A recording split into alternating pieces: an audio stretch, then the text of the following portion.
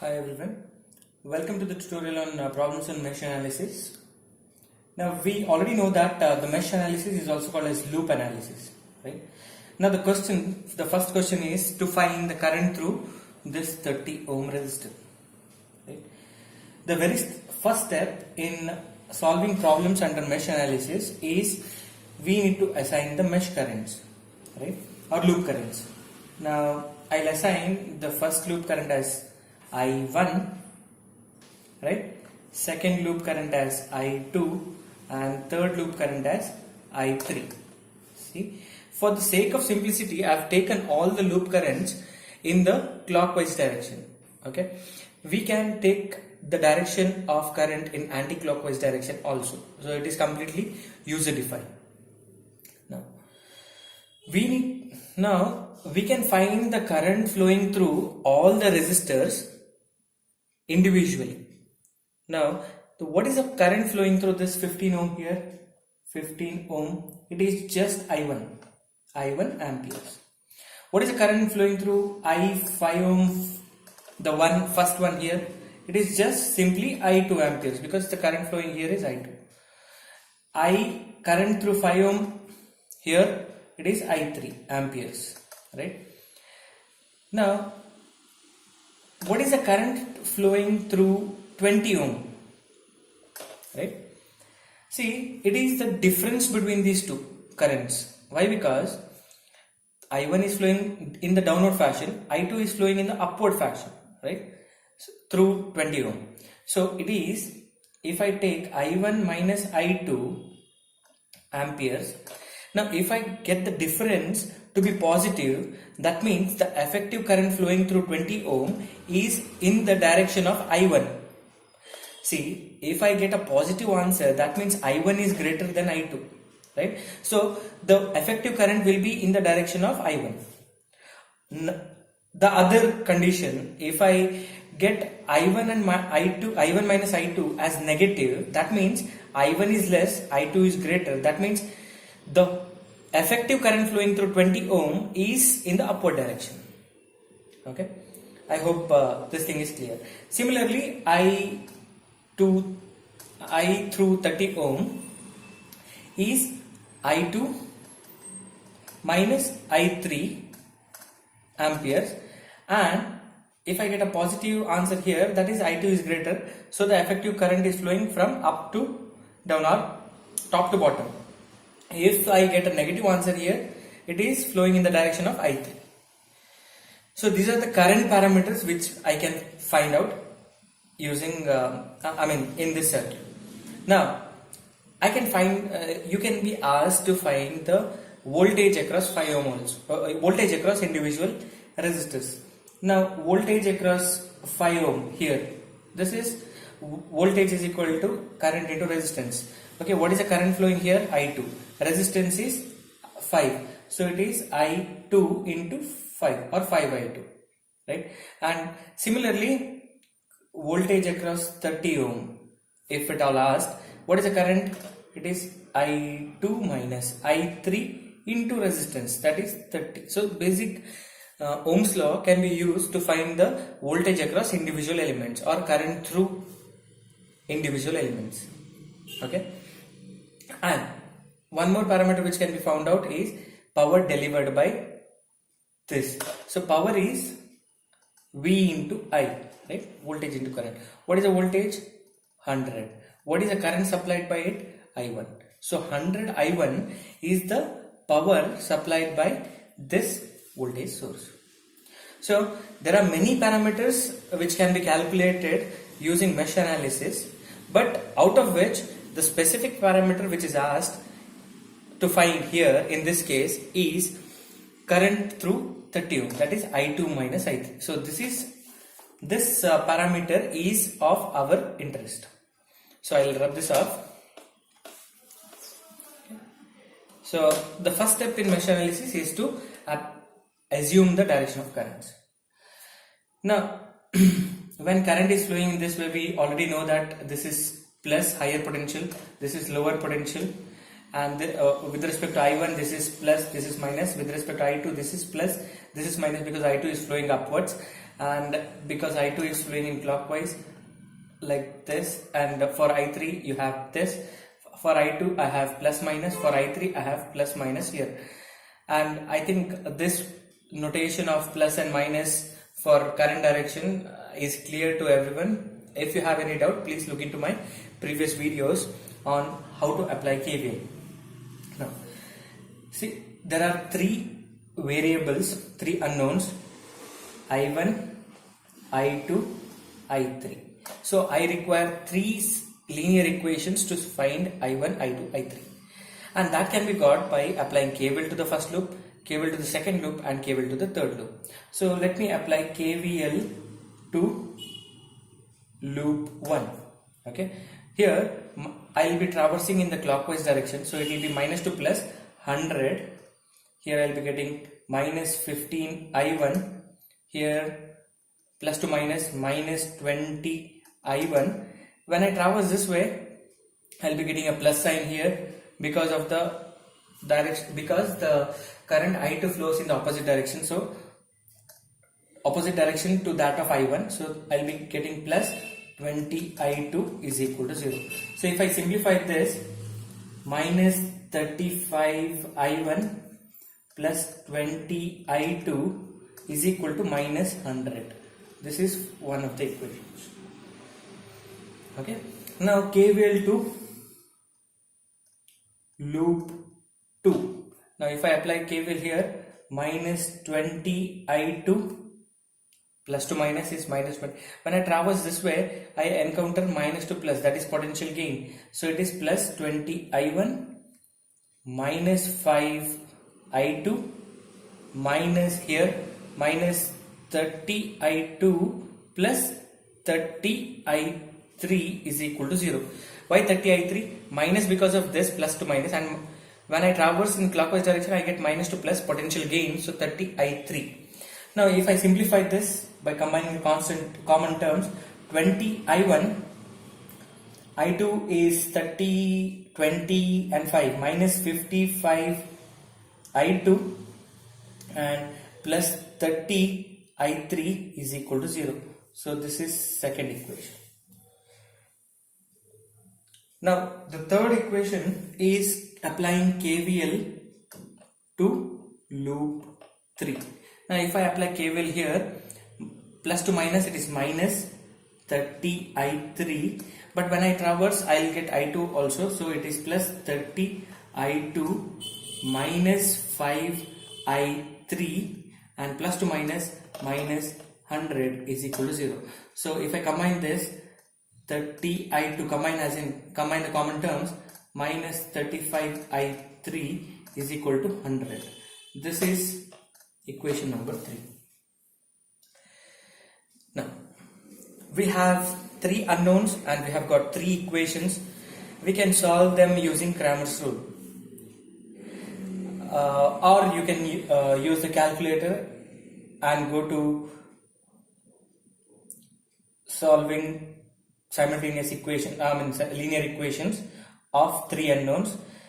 But when you feed in the values to the calculator, please make sure that you enter the coefficients in the same order. Say for example, if you are entering coefficient of I1 as minus 35, 20, you need to enter the coefficient of I3 as 0 and the constant as minus 100. Here 20 minus 55, 30 and 0. Here 0, because the coefficient of I1 is 0, 0, 30, minus 35 and 100.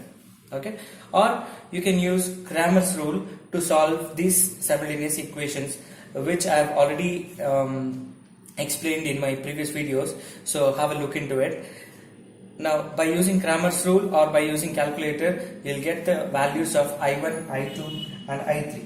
Now the values, the current flowing through 30 ohm is the question. So the current is I2 minus I3, right, which I have already discussed. The value of I2 happens to be minus 1.6, okay, by solving these equations, minus 1.6, and I3 is minus 4.2285.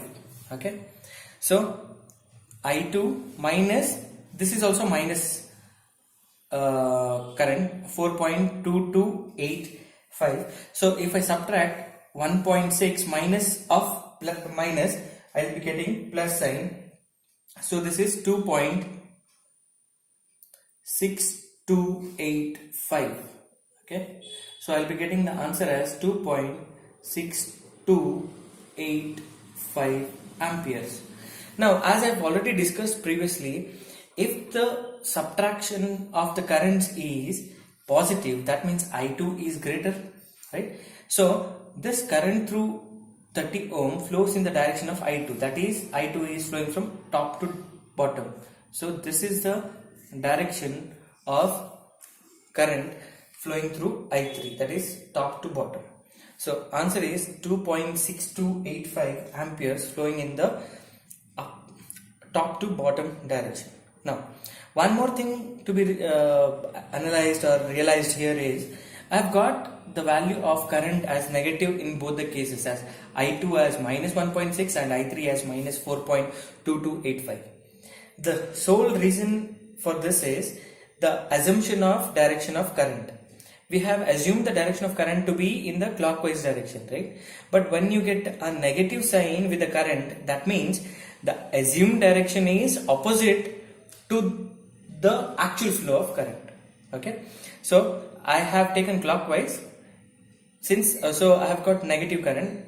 So there is nothing wrong in getting negative current. It only indicates that the assumption of current direction is opposite to is wrong. That means it is the actual current is flowing in anti-clockwise direction, whereas I have taken the direction in clockwise direction. There is the answer what you get is not wrong, but the direction which you have assumed is wrong. Now in this question, you need to find the mesh currents or loop currents. Now we have 3 loops here, 1, 2 and 3. So always the first step in mesh analysis is assigning the loop current. So I will take I1 here, I2 here and I3. Okay, so we need to find I1, I2, I3. Now, so we require 3 equations because unknowns are I1, I2, I3 as in the previous case. So we require 3 simultaneous linear equations to solve the values of I1, I2, I3. But as you can see here, the current source is connected directly to the first loop. So I can directly write I1 to be equal to 10 ampere, right? I1 to be equal to 10 ampere because from the definition of current source, it is a source which supplies constant current irrespective of load connected across it. So I1 is 10 ampere. So out of 3 unknowns, I1, I2, I3, I1 is known. We need to find I2 and I3. So how many equations we require is 2. Right? So if I apply KVL here as well as apply KVL here, I will be getting the values of I1, I2 and I3. So KVL to loop 2, right? So plus minus here because of I2, plus minus here because of I2, and plus minus here because of I1, I3, and plus minus here because of I3. So if I apply KVL here, it is minus 3I2 plus 3I1, minus because plus to minus, and plus because when I traverse in clockwise direction I encounter minus and plus. Here that is potential rise, so 3I1. Here I get minus 2I2 plus 2I3 since they are traveling in opposite direction. Here there is a potential drop, here there is a potential rise, and I get minus 10 is equal to 0. So if I substitute the value of I1 which I already know, it is 3 into 10, that is 30. 30 minus 10 is 20. So if I take it to the other side, minus 20. So if I combine these two, minus 3 and minus 2, minus 5I2 plus 2I3 is equal to minus 20. This is the first question. Now if I apply KVL to loop 3, I will be getting minus to plus. I will be traversing in clockwise direction. It is left to you can traverse in anti-clockwise direction also. So minus to plus, it is potential rise 10, plus to minus, minus 2i3 plus 2i2. It is best, it is a good habit when you rise a potential drop, you write the potential rise also if a resistor is connected in this fashion. That means it is shared by two loops. Okay, then minus 3i3 is equal to 0. So if I combine the common terms, 2i2 minus 5i3 is equal to minus 10. This forms the second equation, right? So the first equation is minus 5i2 plus 2i3 is equal to minus 20, and second equation is 2i2 minus 5i3 is equal to minus 10. So if I solve it using Cramer's rule, but that is by finding delta and finding the values of i2 and i3. So this I have solved the method, I have explained it in the explanation for mesh analysis. So please have a look into it, like what is Cramer's rule and how it can be used to find the values of current here. So if I find, or you can directly give it to the calculator and find the values of i2 and i3. So i2 value would be 5.7142 amperes and i3 value is 4.2857 amperes. So this is the value of the current which we get by using Cramer's rule, or by applying, giving the values, coefficients of i2 and i3 and a constant to the calculator. So the required answer of this problem is I1 is equal to 10 amperes, I2 is equal to 5.7142, I3 is equal to 4.2857 amperes. So these are the assumed directions. Since we have got all are positive, that means assumed direction is actually right when compared to the previous problem wherein we had got the current values to be negative. That means assumed direction was opposite to the actual flow of current. Now in this problem you are asked to find the current Ix and the voltage drop here, that is Vx. Now whenever a voltage drop across any element is given, it is the best practice is to zoom there and find the current flowing through it and voltage across it and get the relation between them. Okay, now we'll go from the basics. This is not as simple as the previous solved problems, but this is simple but little tricky.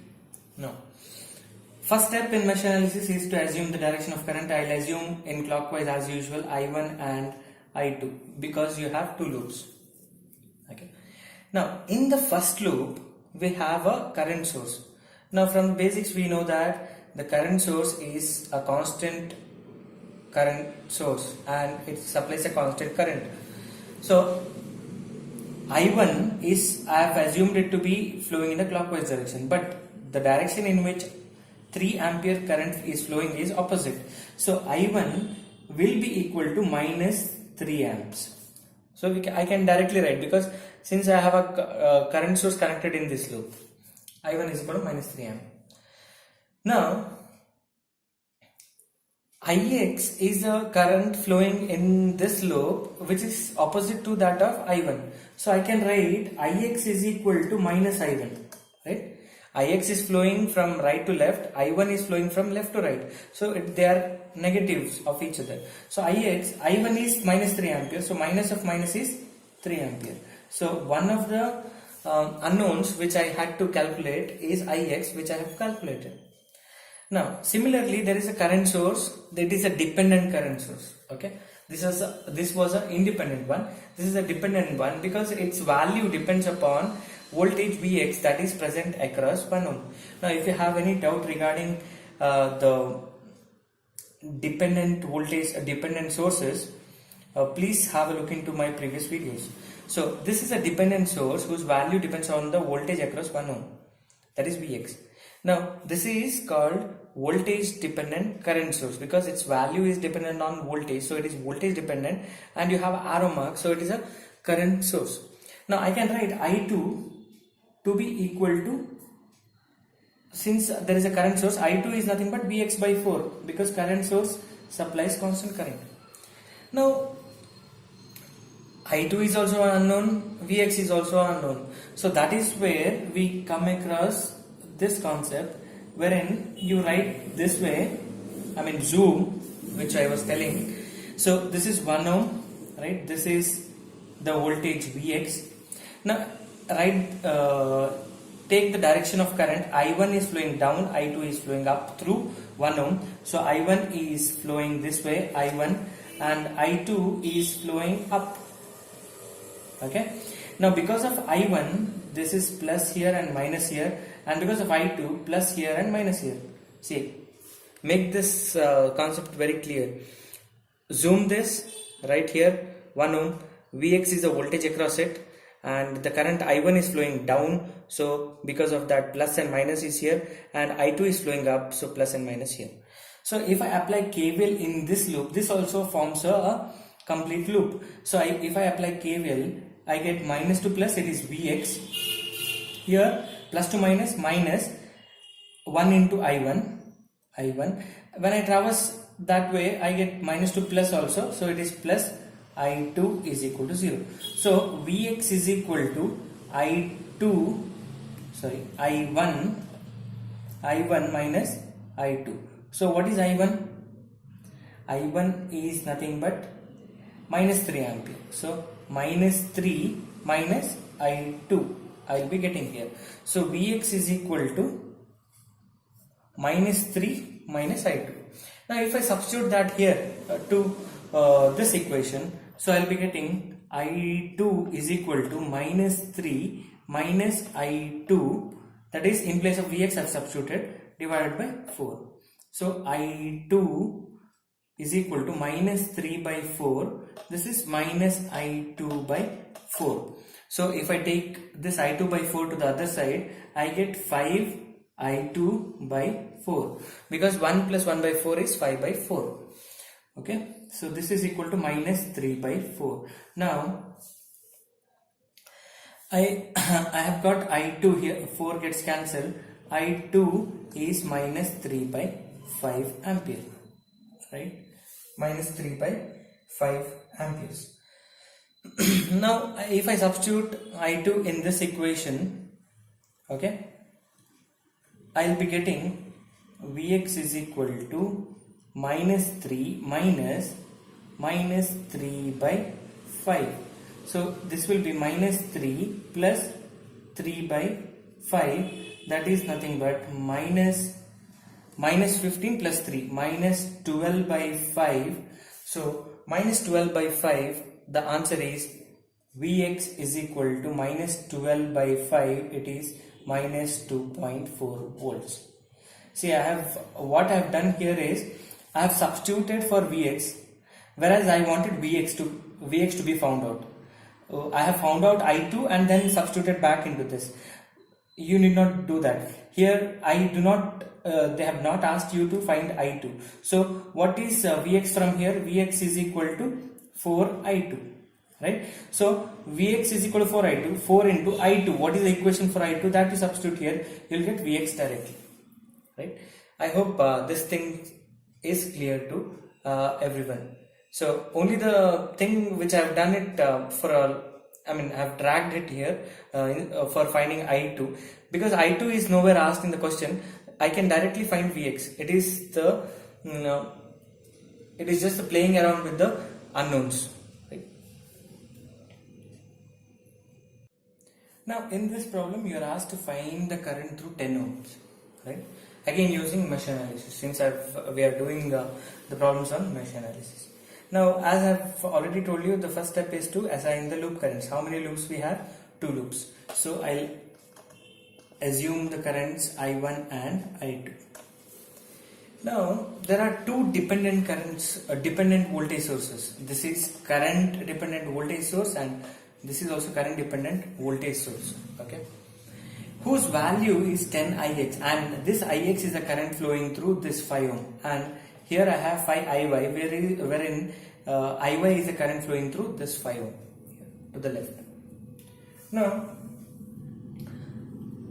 you are asked to find current through 10 ohm. So from the basics we know that since there is a linkage of two currents through this 10 ohm, so current through 10 ohm is I1 minus I2, right? I1 minus I2. If you get a positive answer, that means current is flowing down. If I get, because I1 is greater, if you get a positive answer, if you get a negative answer, that means current is flowing up, that is I2 is greater. Now I'll apply now one more is Iy is flowing this way, that is nothing but I1. So I1 is equal to Iy, and I2 is nothing but Ix. So this loop current I1 and Iy, they are traveling the same direction, so they are equal even here. So if I apply KVL to loop 1, I'll be getting 5 here minus 5I1, right? Then minus, plus to minus, it is minus 10 ix, right? It is minus 10 ix.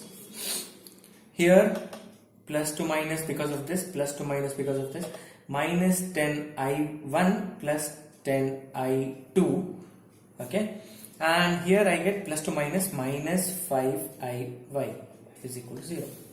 Now if Ix is nothing but I2, so if I replace that, I get 5 minus 5 I1 minus 10 I2 minus 10 I1 plus 10 I2 minus 5 into Iy is minus 5 I1 is equal to 0. Okay, so here I2 and I2 gets cancelled, so 10 I2 and plus 10 I2 and minus 10 I2 gets cancelled, so I get minus 20 I1 minus 20 I1 is equal to 5. So I1 is equal to is equal to minus 5. So minus 5 divided by 20, 1 by 4, it is 0.25 ampere.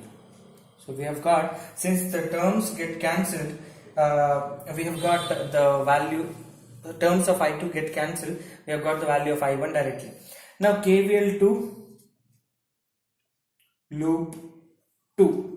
Now if I apply this way, minus to plus 5 Iy, so okay, I'll write 5 Iy minus 10 I2 plus 10 I1 minus because of plus to minus, and again when we traverse in clockwise direction I get minus to plus, so plus, then minus 5 I2 and minus 10 is equal to 0. Okay, and Iy is nothing but I1, so 5 I1 I get 5 I1 minus 10 I2 plus 10 I1 minus 5 I2 minus 10 is equal to 0. So here I get 15 I1 minus 15 I2 is equal to 10. 15 I1 minus 15 I2 is equal to 10, right? So 10 I have taken it to the other side. I1 is 0.25. If I substitute there 1 by 4, I2 I will be getting the answer as minus 0.4166. Because I1 you substitute the value, it is 0.25.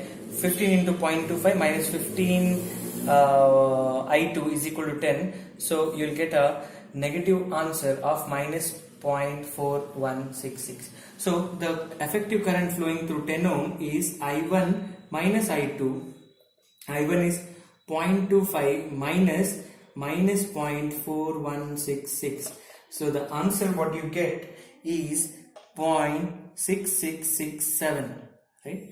This is ampere. Since the value of current is positive, that means my assumed direct, that is the difference in the difference I1 is greater, so the direction of the current will follow the direction of I1. So it is from top to bottom. Now in this problem, the power delivered by dependent source is asked. Now what is the dependent source which is present here? It is this current controlled voltage source of value 10 IA. Now power delivered by it is, so let us go from the basics. So I'll take the current here, assume the current directions. So there are 3 loops. I'll assume this as I1, assume this as I2, assume this as I3. Okay. Current in the third loop as I3, current in the first loop as I1, I2. Now this is a voltage source, right? Power is equal to voltage into current, right? What is the voltage supplied to the voltage source? That is 10 IA, right? 10 IA. What is the current supplied by it? It is I2. Okay. So this is the equation to find the power to delivered by this source. So it is V into I, power is equal to V into I, voltage is 10 IA into current is I2.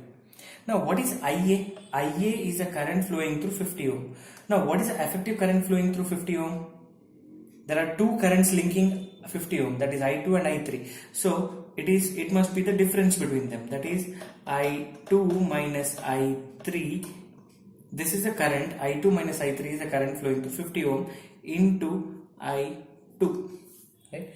So I2 minus 10 into I2 minus I3 into I2 is a power supplied by this source of 10 IA. Okay. So remember 10 IA, even though it has a current term, it is a voltage which it is representing. Now I need to find this power. I need to find I2 and I3. So how many loops we have? 3. We have 3 unknowns. So we require 3 equations to solve 3 unknowns, and we need to find I2 and I3 to solve for power supplied by 10 IA. So if I apply KVL to loop 1, here it is 100. I will not be writing the polarities, or if you want you can write plus minus here, plus minus here, and because of this I1 plus minus here, because of I2 plus minus here, this is plus minus and this is plus minus here. Okay, KVL to the first loop, 100 minus 5I1 minus 15I1 plus 15I3 minus to plus to minus, it is minus, and minus to plus, it is plus, and minus 10I1 plus 10I2 is equal to 0. So the first equation what I will be getting here is minus this is 20 minus 30 I1, right? Minus 30 I1, and I2 is plus 10 I2, and I3 is plus 15 I3 is equal to 100. I will take it to the other side, so minus 100. So this becomes the first equation which we have found out by applying KVL to the first loop. Now KVL to the second loop, KVL to loop 2. So minus to plus, it is plus, it is 10 IA. Here minus 10 I2 plus 10 I1. I have already told it is a best practice to write the current linked with the resistor directly then and there. So if you are traversing the clockwise direction, plus to minus is minus 10 I2, and similarly there only you get plus potential drop. Okay, so